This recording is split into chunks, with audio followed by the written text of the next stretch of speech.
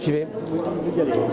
Oui, avec Françoise Radier, nous avons estimé qu'il était nécessaire de regrouper les professions ordinales, régies par un ordre, donc libéral, et nous avons créé un groupe de réflexion d'abord, un groupe d'échange, et ce groupe était composé des 16 représentants des professions ordinales, régies par un ordre.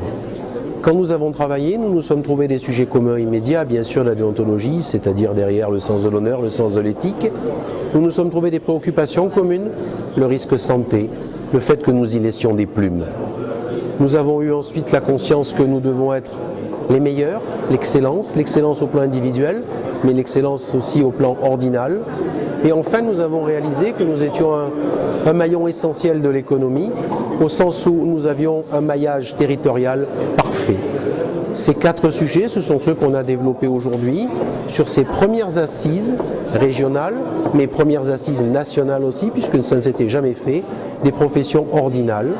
Je crois que c'est un succès au sens où nous avons échangé, c'est un succès au sens où nous avons été écoutés, mais c'est avant tout pour moi une réussite d'avoir pu parler de ce à quoi je crois, comme mes 16 camarades, c'est-à-dire mon métier, mon sens de l'engagement, au profit du public et au mieux des intérêts des professionnels dont je suis chargé d'assurer la défense des intérêts.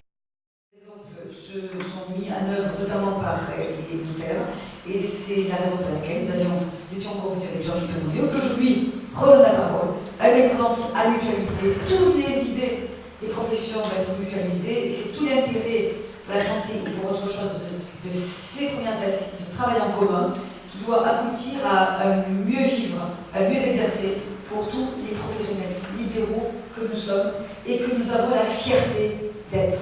Voilà.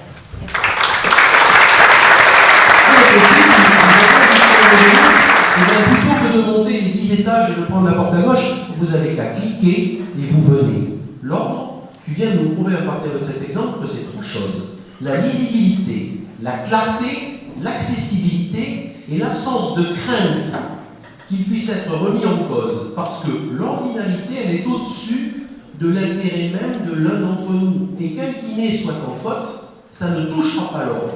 Mais qu'on ne punisse pas un kiné qui est en faute, là, ça va attaquer l'ordre. Ton site en est l'exemple type. Je pense que c'est important de le souligner. Le problème de la dérive sectaire, le problème du cliquage pour porter plainte, ça c'est important et c'est important qu'on en ait rendu compte et qu'on en ait témoigné devant la salle. Pardon pour cette intervention.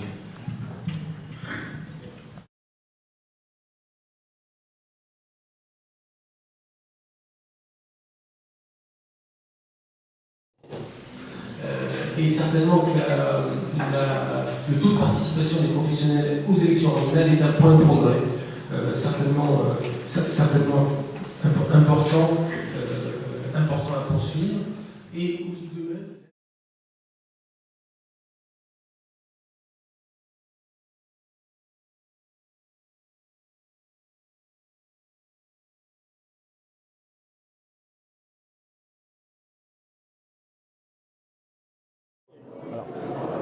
L'Ordre des vétérinaires s'est associé à la création du corps, du comité des ordres régionaux, qui rassemble les 14 professions ordinales en Languedoc-Roussillon.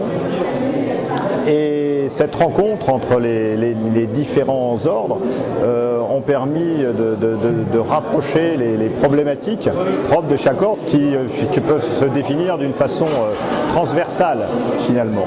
Et on s'aperçoit que l'ordinalité est supraprofessionnelle. Et c'est cette création de ce comité qui a abouti à la réalisation de ces premières assises qui ont permis de montrer en quoi l'ordre était un facteur de qualité et de sécurité pour le citoyen, pour le client ou pour le patient.